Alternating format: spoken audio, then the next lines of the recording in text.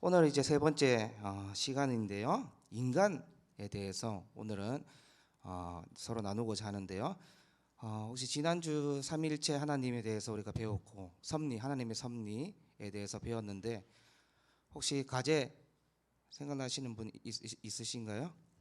네, 찬양, 찬송, 은혜 찬송을 한번 그 주간에 한번 꼭 들어보면서 어린 시절부터 지금까지 섭리하시고 또 계획하셔서 끝까지 신실하게 이끄시는 그 찬양 가사 한 곡조 한 곡조를 꼭 들어보면서 그 은혜를 조금 만끽할 수 있었으면 했는데 저도 은혜 찬양을 자주 부르지만은 가사가 너무 좋은 것 같아요. 특별히 그 가사를 작사하신 분이나 또 불렀던 그 지금 성함이 기억 안 나는데 불렀던 분이 그 아이가 어렸을 때에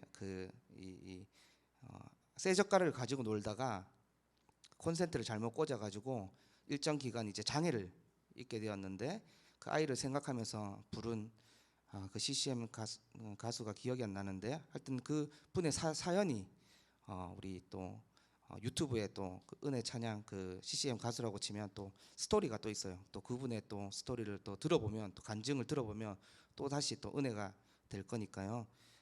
찬양이 너무 좋은데 그래서 여러분들도 이번 주에 한 주 동안 내가 은혜뿐만 아니라 찬양 한 곡 들을 시간도 없었다면 내가 왜 이렇게 바쁘게 사는가, 내가 말씀 볼 시간 없고 찬양 한 곡 들을 시간이 없었다면 조금 우리의 삶을 내가 3분 4분 또 말씀 우리 한 장 읽는데 뭐 한 5분 10분 그래서 그 시간만큼 내가 투자하지 못한다면 내가 너무 바쁘게 사는 거 아닌가, 또는 내가 너무 나태해진 거 아닌가 좀 생각해 보면서 다시 우리가 시작 전에 우리 인간에 대해서 우리 배울 때 또 마치고 나서도 과제는 똑같습니다. 은혜 찬송을 듣든지 성경 읽기 한 장을 하시든지 또 우리 매 새벽마다 아침 그 음성 파일이 또 제공되지 않습니까? 순장님을 통해서 우리 순원분들이 다 받게 될 터인데 꼭 그 홈페이지 안 올려도 되니까 우리 개인 수첩에다가 꼭 그 묵상한 것을 한번 적용해 보시고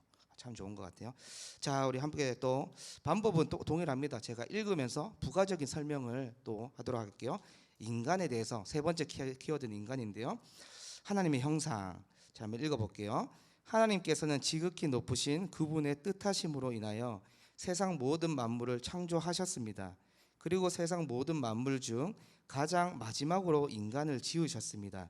이전까지는 등장하지 않았던 새로운 창조의 모습이 인간의 창조에 등장합니다. 그건 바로 인간만이 하나님 형상대로 지음을 받았다는 사실입니다.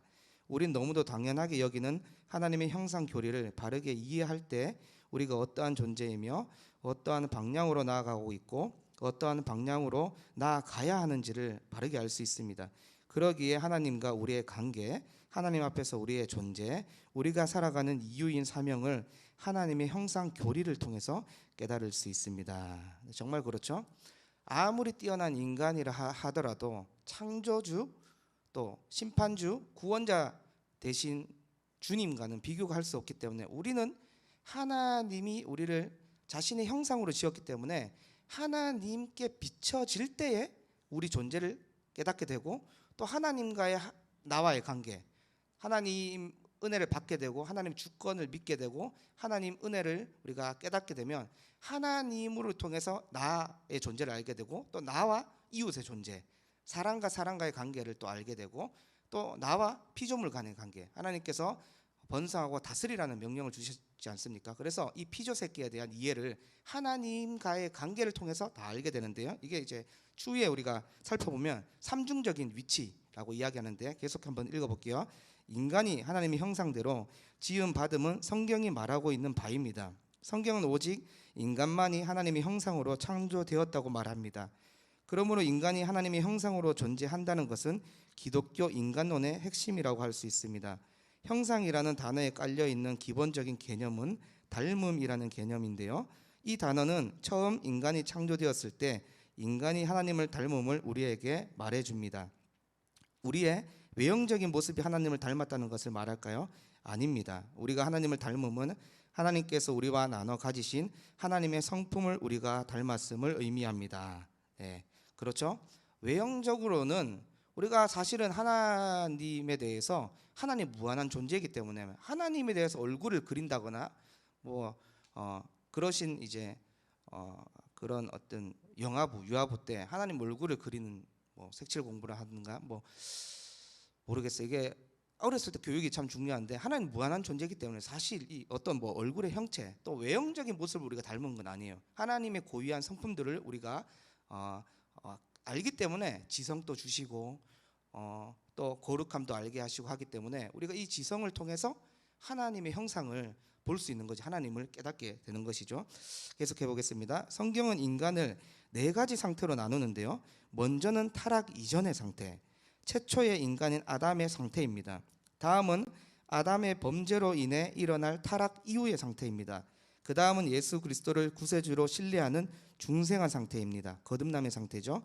그리고 여기까지는 지상에서의 삶이라면 이후에 마지막으로 천국에서 우리는 영화로운 상태가 됩니다. 이 네 가지 상태를 1-1, 1-2, 1-3, 1-4 이렇게 또 본격적으로 안으로 들어가서 자세히 나누어 보겠습니다.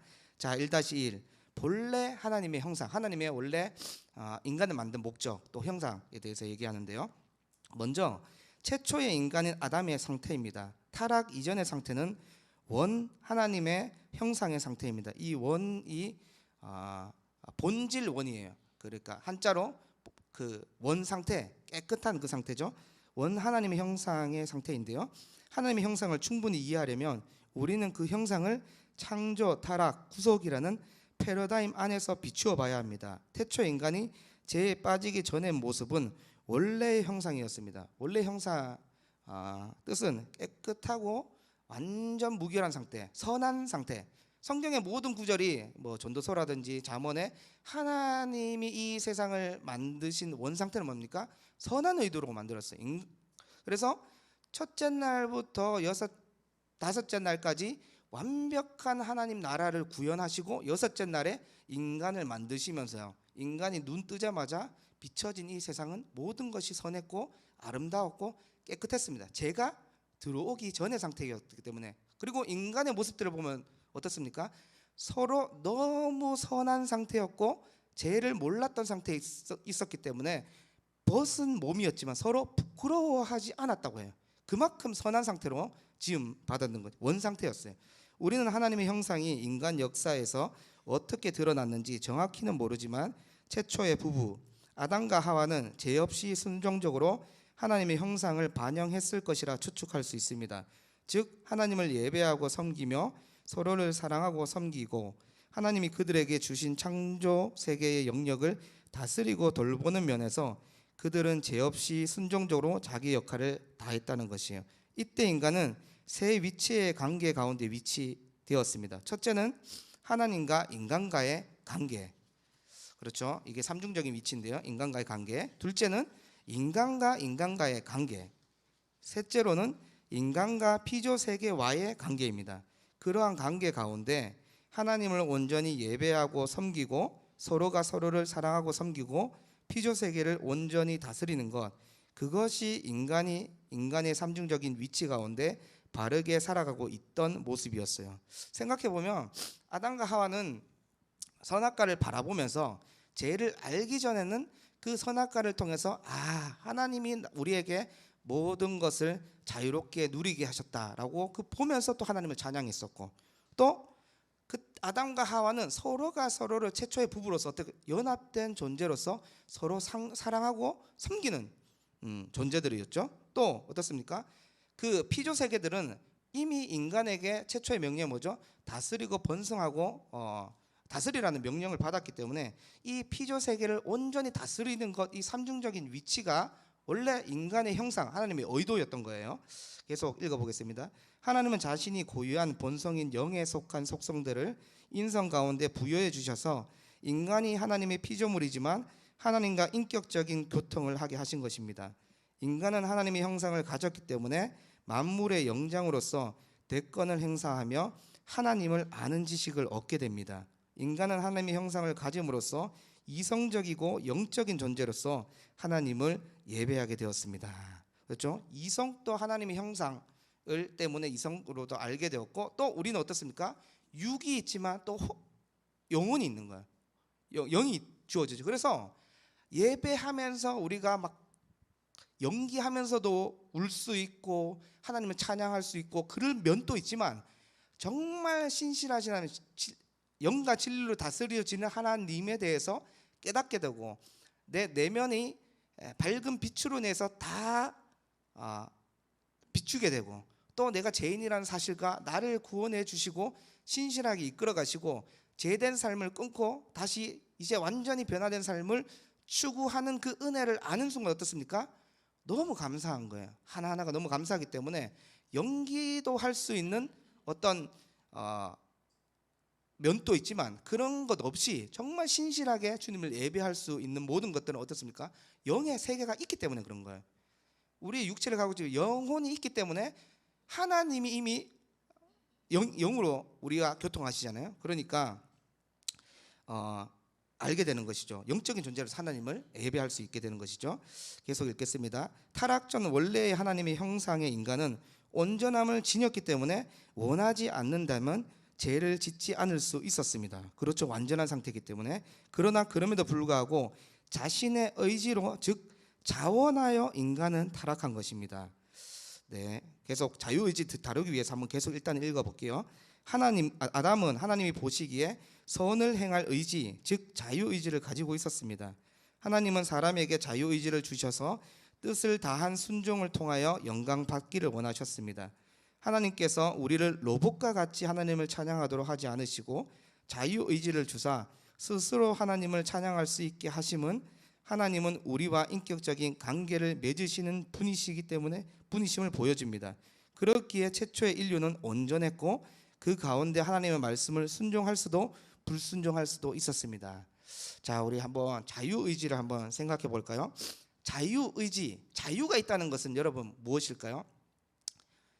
저도 이번에 원래 기본적인 개념을 알고 있었지만 더 들어가 보니까 제일 심플한 거는 그거예요. 여러분 자유의지가 있다는 것은 A와 B를 선택할 수 있는 의지가 있어야지 자유의지입니다. 자, 보십시오. 선악과를 우리가 봤을 때 하나님 명령이 떨어졌죠. A, 그것을 그냥 범죄하지 않을 수 있도록만 만들면 어떻습니까? 자유의지가 아닙니다. 하나님이 인간이 타락할 것을 아셨음에도 불구하고 인간에게 자유의지를 주셨다는 것은 무엇을 말할까요? 인간에게 왜 자유의지를 주셨을까요? 자유의지를 가진 자가 어떻게 됩니까? 인격적으로 온전한 마음과 정성과 뜻을 다한 예배를 올려드릴 수 있기 때문에 자유의지를 주신 거예요. 그러니까 무한한 존재가 유한한 인간 존재로 낮은 단계로 오셔서 우리에게 자유의지를 주셨단 말이죠. 데이트 폭력을 한번 생각해 볼까요? 데이트 폭력은 A라는 남자와 B라는 여자가 서로 사랑해서 연애해야 되고 서로 사랑해서 결혼해야 됩니다. 그런데 A라는 남자를 무서워해서 B라는 여자가 맞을까 봐 사랑하는 척하고 그에게 복종하는 척하면 자유의지가 아닙니다. 자유의지를 가진 인간들이지만 어떻습니까? 일방적으로 복종하는 관계죠. 그것은 성립이 안 되죠. 스토킹 한번 생각해 보고, 스토킹 일방적인 거예요. 일방적인 거. 로봇처럼 일방적인 겁니다. 가스라이팅은 또 어떻습니까?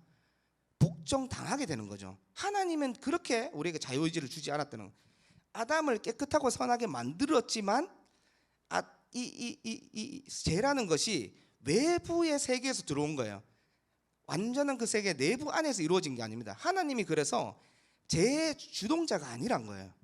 하나님은 인간이 온전한 예배를 드릴 수 있도록 자유의지를 주셨는데 아담이 어떻게 됐습니까? 하나님께 불순종함으로 인해서 범죄하게 된 거예요. 그때부터 눈이 밝아졌고 죄가 내부 세계, 완전히 깨끗한 세계에 들어오게 된 거예요. 자, 1-2 타락한 하나님의 형상. 우리가 기억하고 알아야 할 것이 이것입니다.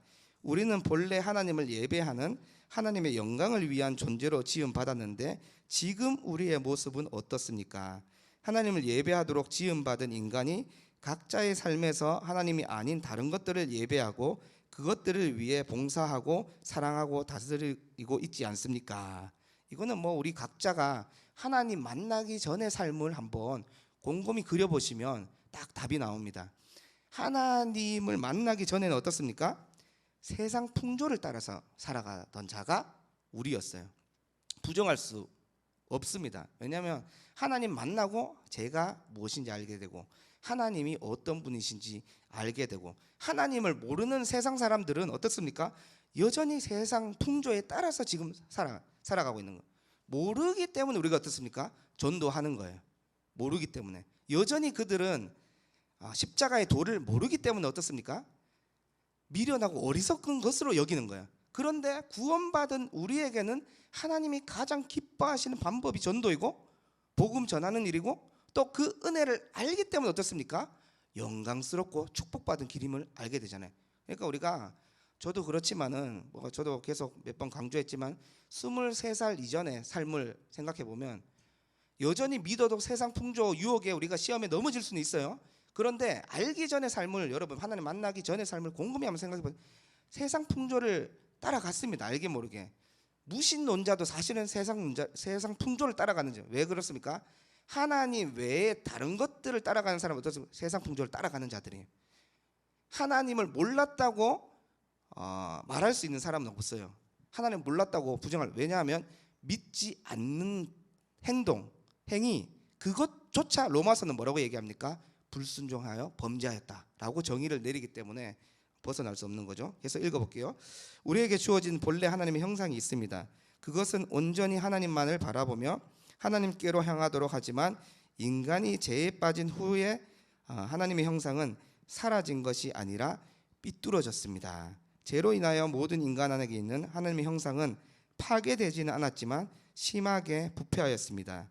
이에 대해서 헤르만 바빙크는 죄로 인해 인간 안에 있는 하나님의 형상에 끼친 영향에 대해서 황폐해졌다라는 말까지 사용했습니다. 그래서 죄로 인한 타락한 인간은 모두 참 하나님을 예배하는 대신에 우상을 예배하는 존재가 되었습니다. 이 모든 우상 숭배는 하나님을 예배할 수 있는 인간의 능력이 왜곡된 것입니다. 루이스 볼코프는 이러한 모습을 보면서 인간이 지닌 하나님의 형상이 심하게 일그러졌다고 표현합니다. 죄로 인하여 타락한 인간은 인간이 위치한 삼중적인 위치 가운데 왜곡이 일어났습니다. 인간과 하나님과의 관계, 인간과 인간과의 관계, 인간과 피조물의 관계가 어떻게 됐어요? 지금 왜곡되고 삐뚤어졌다고 지금 설명하고, 완전히 사라진 게 아니에요. 그러니까 세상 사람들은 무언가를 갈망하잖아요. 무신론자, 자기 자신이 신이잖아요. 또 이 세상에 예수 안 믿는 자, 그리스도를 자신의 주인이라고 믿지 않는 사람은 어디에 빠져 있습니까? 다 알게 모르게 우상에 빠져 있는 거예요. 어떤 막 비나이다 말고 이 폰에 빠져 있거나 미디어에 중독돼 있거나 여전히 계속 갈망이 있는 거예요, 그 속에. 그러니까 단편적인 그것만 봐도 하나님의 형상대로 우리가 지음받은 존재구나. 근데 왜? 인간은 계속해서 끊임없이 무언가를 찾게 되고 갈망하는 거예요. 그런데 우리가 만난 하나님 축복이죠. 우리는 미리 알게 되었으니까. 세상 사람들은 여전히 그것을 모르기 때문에 술에 취한다거나 쾌락을 추구한다거나 여러 미디어에 중독된다거나 자기 자신이 신이 된다거나 여전히 갈망하는 거야. 하나님이 어디 있는지, 어떤 신이 있다고 믿고 있는데 그것이 자신을 될 수가 있고 여러 가지 매체가 될 수 있겠죠. 일그러진 상태예요. 자, 밑에서 세 번째 하나님을 읽어볼게요. 하나님은 온전히 예배할 수 없게 되었으며 인간과 인간과의 관계에서 서로가 사랑하고 섬길 수 없게 되었습니다. 이로 인해 서로 질투하며 시기하고 다투게 된 것입니다. 그렇죠? 아벨과 가인의 사건을 보면 이제 이 죄로 말미암아 어떻습니까? 살인하게 되는 게 이제 발생하게 되고, 라멕 77배의 죄를 다하게 했대. 살인이 일어나고 시기하고 질투하는데 우리가 이제 서로 사랑할 수 없는 존재가 되면 죄로 말미암아서 끊임없이 우리는 예수 그리스도를 알기 때문에 서로 사랑해야 되는 주님의 명령에 복종해야 되는 걸 알기 때문에 어떻습니까? 우리의 본성을 꺾고 서로 사랑해야지 하나님을 알게 되고, 하나님이 만들어진 옆에 있는 사람도 하나님의 은혜로 지어진 존재임을 알기 때문에 서로 은사를 나누고 서로 은혜를 나누고 챙겨주고 서로 함께 울고 웃는 존재들을 알기 때문에 그런 거예요. 알기 또 믿기 때문에 행동을 옮기는 거죠. 세상 사람들 어떻습니까? 선한 모습을 보일 수 있지만은 이 선한 행동 뒤에는 본인은 알겠죠. 이 어떤 명예를 얻기 위해서라든지 어떤 것을 내가 추구하기 위해서, 아니면 또 그러한 목적 없이 또 다투고 싸우는 경우가 얼마나 많습니까? 살인 사건이 얼마나 많아요.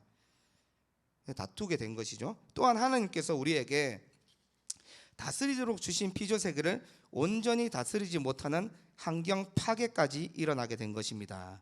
그렇죠? 이 피조 세계를 원래는 다스려야 되는데 피조 세계에 굴복하는 사람들이 또 나타나고, 또 일본 같은 경우에는 뭐 1000개, 10,000개 신이 있다 그러는데 나무도 신이고 뭐 바다도 신이고 공기도 신이고 뭐 물도 신이고 다 신이요. 집안에 그 우상들 놔두는 그 신이 아니고 모든 피조 세계에 신이 있다고 믿는 나라들이 있어요. 일본뿐만 아니라 다른 나라들도 뭐 아프리카만 가도 뭐 여러 잡다한 신들이 다 있죠. 원래는 어떻습니까? 인간이 이 피조 세계를 다스려야 되는데 다스리지 못하고 거기에 신이 있다고 믿는 현상들. 또 요즘은 뭐 이 강아지라든지 고양이 이뻐해 주는 것까지는 괜찮은데 마치 뭐 끌려다니는 모습들, 강아지에게 끌려가고 뭐 이런 모습들은 약간은 좀 그렇죠. 피조 세계에 다스려야 되는 명령에 조금 왜곡된 모습들이 이제 점점 나타나게 되는 거죠. 1-3 한번 읽어볼게요. 회복 내지 새로워지는 하나님의 형상. 이러한 세 가지 방면으로 인간 안에 있는 하나님의 형상은 타락 이후 심하게 왜곡되어졌지만 그럼에도 중요한 사실은 인간은 여전히 하나님의 형상이라는 점입니다. 타락한 인간의 하나님의 형상은 인간이 죄에 빠짐으로 인해 왜곡되어졌으므로 새로워질 필요가 있습니다. 그 형상의 새로워짐 내지 회복은 구원으로 인해서 발생합니다. 그래서 여러분, 구원이 너무 중요한 거예요. 이 왜곡되고 삐뚤어졌는 것을 바르게 알게 되는 것은 뭘까요? 구원이라고 생각해요. 구속하심의 은혜, 구원의 렌즈를 통해서 어떻게 됩니까? 참된 하나님의 형상이 바르게 되는 거예요. 그렇죠? 자, 우리 좀 내려와서 질문 부분 한번 읽어볼게요. 그 위에 줄, 참된 하나님의 형상의 회복은 거듭남과 성화의 과정 가운데 이루어집니다. 이 말이 무슨 말이냐면, 참된 하나님의 형상은 칭의, 법정적으로 너 구원받았어, 칭의를 너무 강조해서도 안 되고, 성화, 어떤 법정적인 은혜 외에 성화의 과정만 하게 되면 불교랑 다를 것이 없습니다. 그러니까 회복의 중생과 거듭남과 성화의 과정 가운데 이루어진다는 거예요. 하나님의 참된 형상의 회복. 이 구원을 우리가 생각해 볼 때 바른 시각이 굉장히 중요한 거예요. 너무 성화만 강조해서도 안 되고 너무 칭의만 강조해서도 안 되고, 사실은 뭐가 맞냐면 칭의로 말미암은 은혜를 아는 자는 어떻게 됩니까? 하나님이 기뻐하시는 삶을 살아가게 되어져 있습니다. 이것이 바른 거겠죠. 그래서 이 성화를 빼서는 안 돼요. 왜냐하면 너희 구원을 온전히 이루라고 야고보서에서 말씀하셨고, 또 열매로 알리라 마태복음에 또 말씀했기 때문에 이 성화의 과정이 없이 칭의를 강조해서 회개할 필요가 없다고 얘기하면 구원파로 빠지고, 성화만 칭의를 무시하고 성화만 강조하면 어떻게 됩니까? 불교 형식으로 도를 닦아서 최종 완전한 상태로 갈 수 있다, 이쪽으로 빠지는 거예요. 그러니까 우리는 어떤 종교냐, 우리는 어떻게 믿어야 되냐 했을 때, 칭의, 법정적으로 선에서 끝까지 견인하시고 우리를 이끌어 주시고 그 섭리를 우리가 믿어서 그 은혜가 너무 크고 전적인 그 은혜를 우리가 알기 때문에 어떻게 됩니까? 하나님이 기뻐하시는 삶의 내용 뭐습니까? 내 이웃을 내 자신과 같이 사랑하라. 하나님 사랑하면 이웃 사랑으로 흘러가야 되거든요. 그러니까 내 자신을 낮춰서 어떻게 됩니까? 남을 무시하지 아니하고 남에게 함부로 대하지 아니하고 소외된 가부와 이웃들에게 사랑을 베풀고, 또 교회 공동체는 어떻습니까? 서로가 서로의 짐이 되어서 교회가 형성해 나가는데 하나님의 머리 되심을 인정하고 높여드리는 아름다운 교회로 세워져 가는 것이죠. 그래서 여러분, 칭의와 성화가 함께 가야지 참된 거듭남이고 참된 구원이다. 꼭 기억해 주셨으면 좋겠고요. 시간이 별로 없기 때문에 이 뒷내용이 조금 더 중요하기 때문에 좀 빨리 지나가겠습니다. 우리 그 1-3의 그 굵은 검은색 줄 한번 읽어볼게요. 우리는 성령의 역사로 우리의 왜곡된 하나님의 형상이 참된 하나님의 형상인 예수 그리스도를 닮아가며 고정되고 회복되는 것입니다. 그로 인한 우리가 위치한 삼중적인 관계가 회복됩니다. 그래서 이 삼중적인 관계가 온전히 회복되려면 어떻게 되어야 합니까? 하나님의 형상인 하나님에 대해서, 삼위 하나님에 대해서 바르게 알고 바르게 믿을 때에 그 빛으로 말미암아서 어떻게 됩니까? 우리가 은혜를 받고 내가 예수 그리스도를 더 닮아가야 되겠다. 또 그 말씀을 통해서 우리가 고정이 되고 회복되어야 되겠다라는 데 가야 되겠죠. 그때 삼중적인 관계가 회복되는 거예요. 하나님에 대해서 모르고 인간이 인간을 회복할 수 있다? 저는 불가능하다고 봐요. 저는 불가능하다. 하나님에 대해서 우리가 은혜를 알고 하나님 관계가 바르게 될 때 어떻게 됩니까? 인간이 인간의 관계가 회복되고 또 더 나아가서 인간이 피조세계를 다스리는 하나님의 명령을 알게 된다고 봅니다. 그래서 하나님과 인간의 관계가 회복될 때 인간과 인간과의 관계도 회복된다라는. 그래서 여러분 중요한 것은 먼저 내가 은혜를 받아야지 리더가 될 수 있고 남을 섬길 수 있는 거예요. 남을 섬기다가 지쳐서 나가는 경우는 여러 가지 이유가 있겠지만 가장 큰 이유는 무엇입니까? 시험에 들 수 있어요. 여러분 우리도 유혹당할 수 있지요. 그런데 우리가 지금 계속해서 요셉의 내용을 살펴보잖아요. 요셉이 그 성적인 유혹뿐만 아니라 여러 유혹들이 있었고 얼마든지 좌절하고 낙심하고 나 억울한 삶이야, 그냥 하나님 없어, 이렇게 할 수 있는데 끝까지 요셉이 누구를 믿었습니까? 신실하신 하나님, 그의 주권, 그의 섭리를 믿었어요. 꿈꾸게 하신 주님께서 그 꿈대로 끝까지 나를 인도하시겠다는 것을 믿었어요. 그러니까 창세기 50장에 요셉의 결말이 나오는데요. 뭐라고 고백해요? 요셉이 형들은 나를 악하게 했고, 이 해석하면 형들뿐만 아니라 지금 일어나고 있는 원리들이 나를 악하게 만들었으나 하나님은 선으로 바꾸셔서 나를 구원하셨다, 이 말이거든요. 50장 몇 절에 나오는 구절인데, 그러니까 요셉이 결과적으로 억울한 일도 있었고 성적인 유혹도 있었고 뭐 여러 가지 일들이 있었지만 끝까지 그가 놓치지 않았던 건 무엇입니까? 하나님과 하나님의 섭리예요. 반드시 이루어진 하나님의 섭리. 그렇기 때문에 그러니까 형들, 하나님의 은혜를 알았을 때 어떻게 합니까? 형들에게 사랑을 베풀잖아요. 그 아버지에게 은혜를 또 소와 양도 보내고 또 그 사랑을 베풀잖아요. 뿐만 아니라 요셉이 가는 곳곳마다 어떻습니까? 인정을 받게 될 뿐만 아니라 그렇게 열심히 성실하게 살아가면서 베풉니다. 그런데 성경 본문은 어떻게 얘기하고 있어요? 요셉도 그렇게 살아갔겠죠. 하나님 믿었기 때문에 하나님이 그를 축복하시사 그가 사람들에게 사랑을 받게 하셨다라고 얘기해요. 그래서 근데 오해하면 안 됩니다. 요셉이 바른 행동 안 했냐? 그게 일단은 하나님의 축복이 먼저 임하고 어땠습니까? 요셉은 그 축복을 알기 때문에 믿음으로 하루하루를 성실하게 살아갔던 거예요. 네, 또 번외로 쓰니까 1-4 한번 해볼게요. 완성된 하나님의 형상. 언제 하나님의 형상의 회복이 완성될까요? 그것은 우리가 하나님 나라에 임하는 그 순간 영화의 때입니다. 그때 우리는 구원받은 하나님의 백성으로서 하나님의 형상이 완성되어집니다. 좀 밑에 두 번째 단 한번 읽어볼게요. 우리에게 이보다 복된 순간이 있을까요? 더 이상 죄로 인한 눈물 흘리지 않아도 되며 하나님을 온전히 예배하고 섬기고 찬양하는 하나님께서 영원토록 영광 받으실 그 순간이 우리에게 임합니다. 그러기에 하나님의 형상으로 우리가 지음받은가 타락한 하나님의 형상이 새로워지고 완성되는 모든 것이 우리를 향한 하나님의 계획하심을 알게 될 때에 우리가 얼마나 존귀한 존재인지를 온전히 깨달을 수 있습니다. 그렇죠, 여러분? 타락한 인간에게 맨 처음부터 은혜로 시작하죠. 하나님이 대표적인 아담, 대표성을 띠고 있지만 결과적으로 모든 인류를 어떻게 선하게 지으신 거예요. 선하게 지었고 그 완성된 하나님 나라는 온전한 하나님 나라였어요. 또 이 자유의지만 생각해도 어떻습니까? 인간의 눈높이로 내려와서 너가 신령과 진정으로 온전한 믿음의 행위를 보일 수 있도록 자유의지를 주신 거예요. 타락할 수 있는 있음에도 불구하고 또 타락했으나 또 어떻습니까? 그의 아들 창조 전에 이미 삼위께서 연합해서 완전한 창조하셨는데 그 삼위 중에 한 분 성자가 우리 인류의 죄를 위해서 십자가를 지신다고 나섰잖아요. 생각해보면 모든 것이었네요. 그리고 마지막 구속해서 끝까지 견인할 뿐만 아니라 어떻습니까? 마지막에 완전한 우리의 그 영화가 어떤 단계냐면 우리 요한계시록에서 살펴봤지만은 영화 때는 이 세상에서 우리가 신자의 삶을 살면서 얼마나 고달픕니까? 죄를 안 짓기 위해서 몸부림쳐야 되고 또 때로는 우리가 손해보면서 양보도 해야 되고 당연한 거예요. 그리스도인이라면. 그뿐만 아니라 어떻습니까?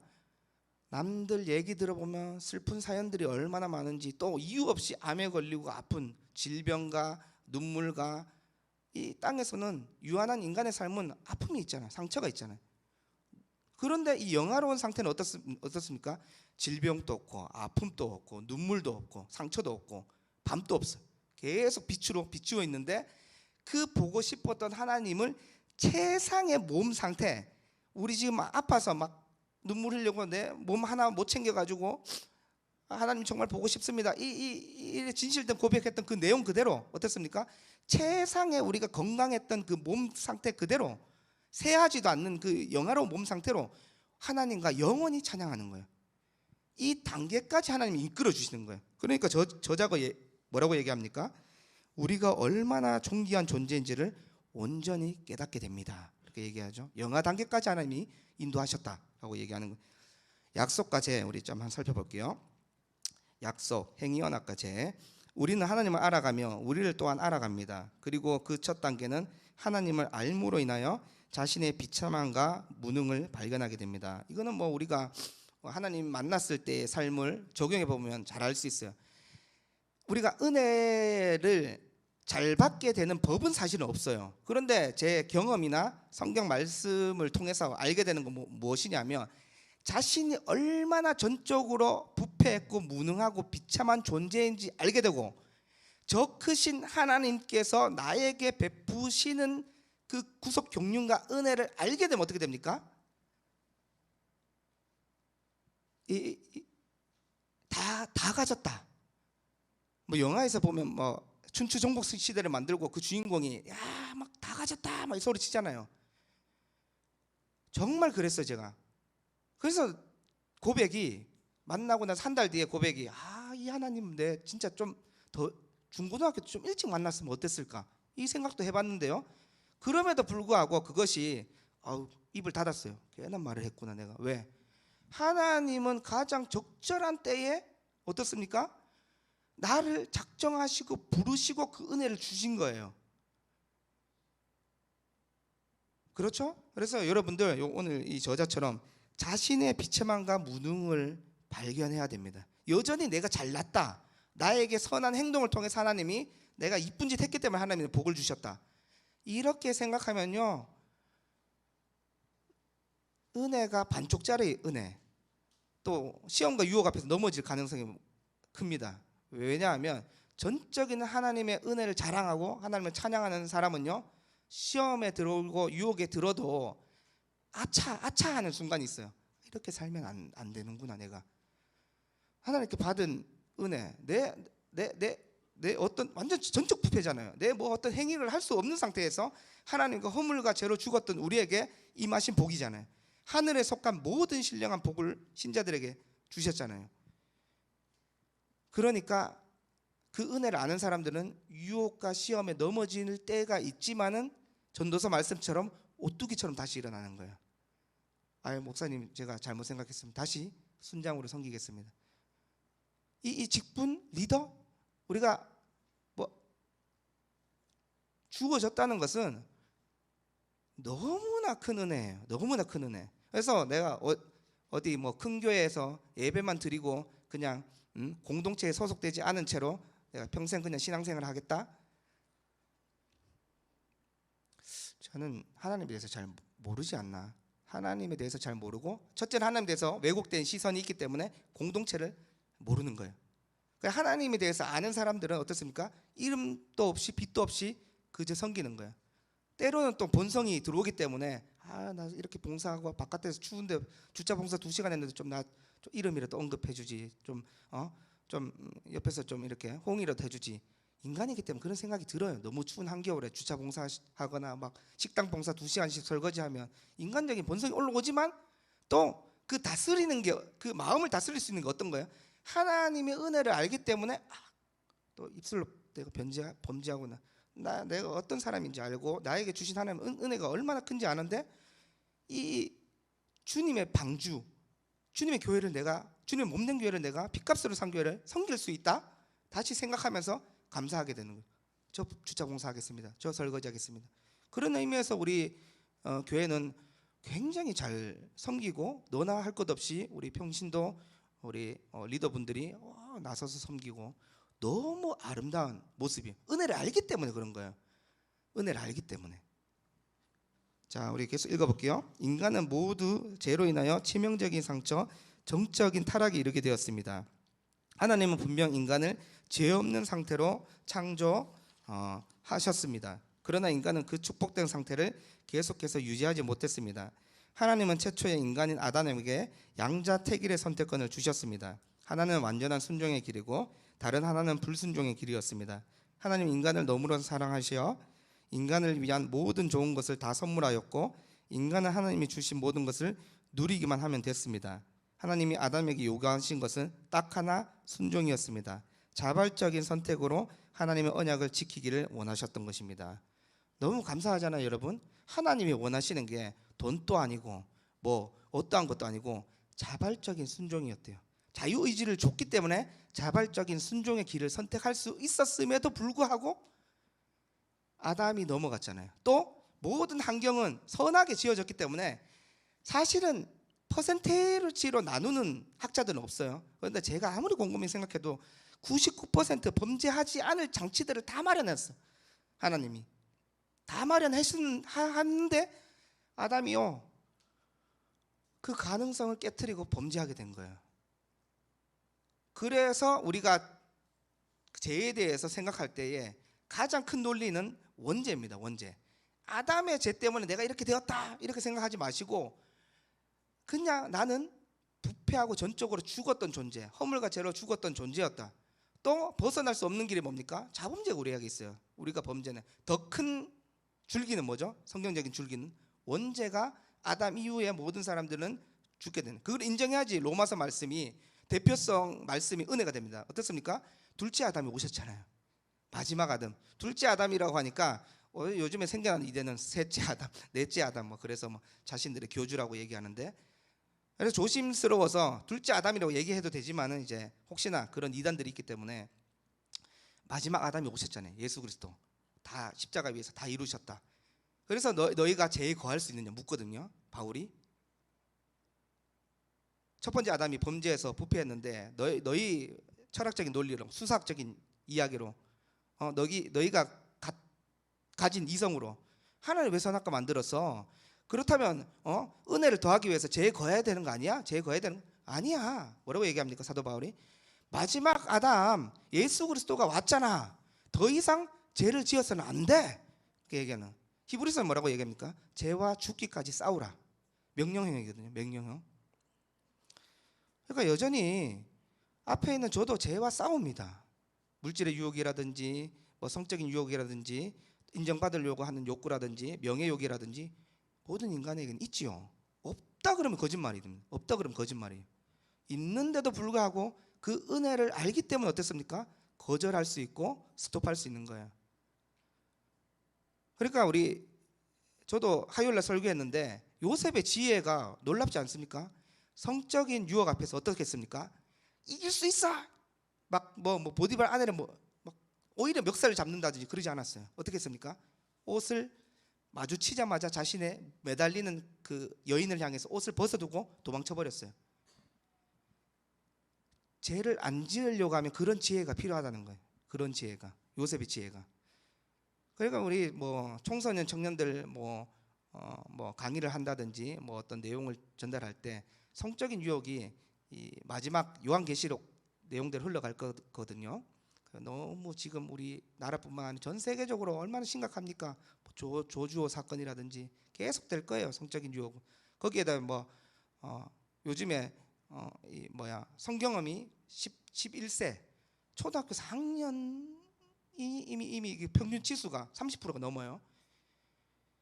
그런 시대가 지금 돼버렸어요. 그러니까 거기에서 막 은혜로 이길 수 있다 이걸 가르치는 게 아니라 요셉의 지혜를 알려줘야 돼요.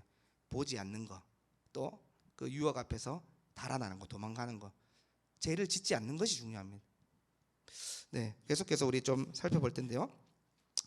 자, 우리 그래서 밑에 검은줄부터 한번 밑에서 하나님께서 주신 자유의지 보이시죠? 맨 밑에서 윗단 한번 읽어볼게요. 하나님께서 주신 자유의지로 선과 악을 선택할 수 있었던 인간은 스스로 악을 선택한 것입니다. 우리는 분명히 알아야 합니다. 죄의 책임을 하나님께 두어서는 안 됩니다. 하나님은 죄와 함께 하실 수 없는 분이십니다. 우리는 죄의 책임을 우리 자신에게로 돌려야 합니다.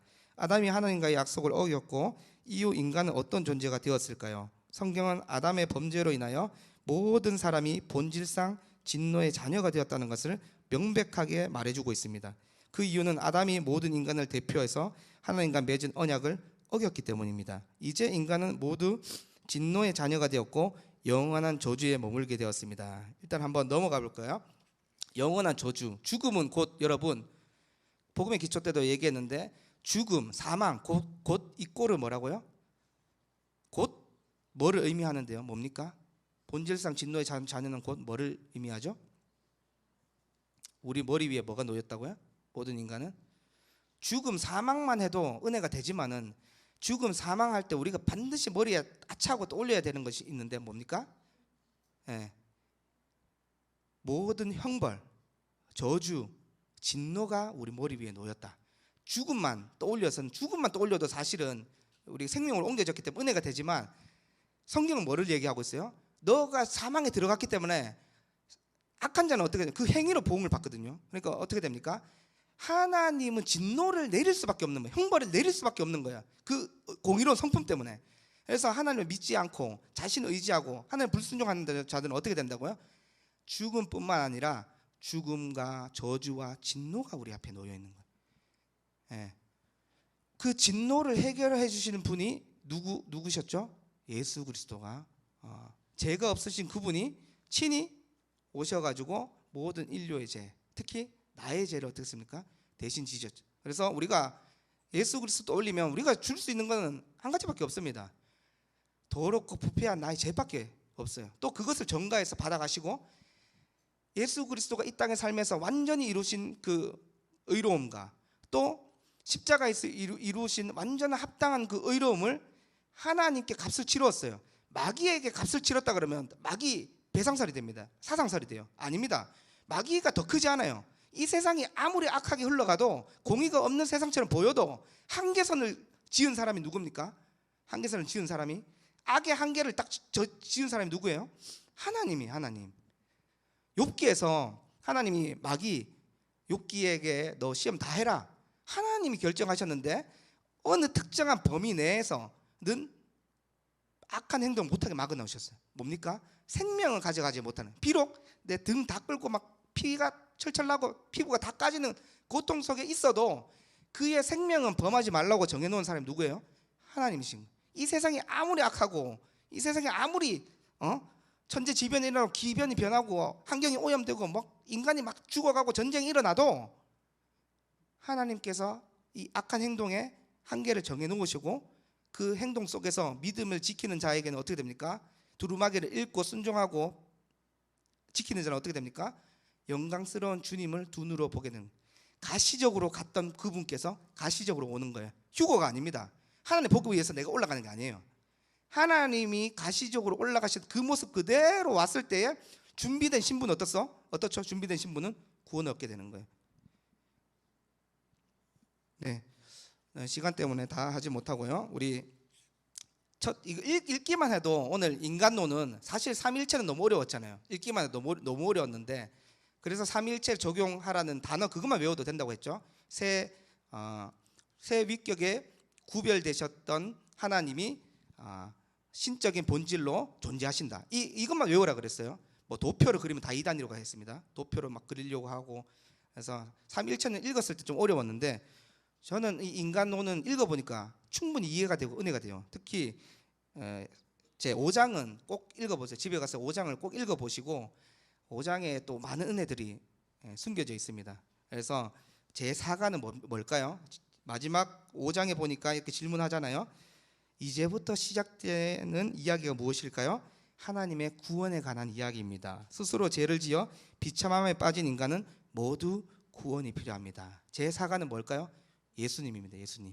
1가 성경, 완전 무한 성경. 2가 삼일체 하나님, 또 하나님의 섭리에 대해서 배웠고, 오늘 인간론에서 배웠고, 4가 구원의 서막, 시작, 예수 그리스도에서 배우게 될 텐데요.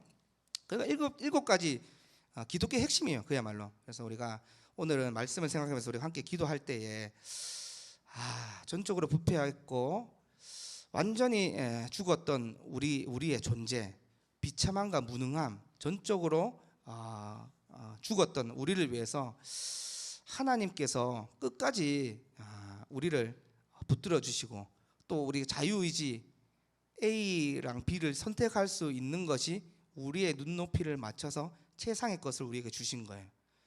그래서 선악과 왜 만들었냐, 이 질문 사실상은 하류의 질문이에요. 하류. 좀 그렇기 때문에 우리에게 자유의지를 주셨다라는 것이 너무나 큰 은혜이기 때문에, 오늘 또 우리가 로봇으로 온 사람이 있습니까? 한 사람도 없어요.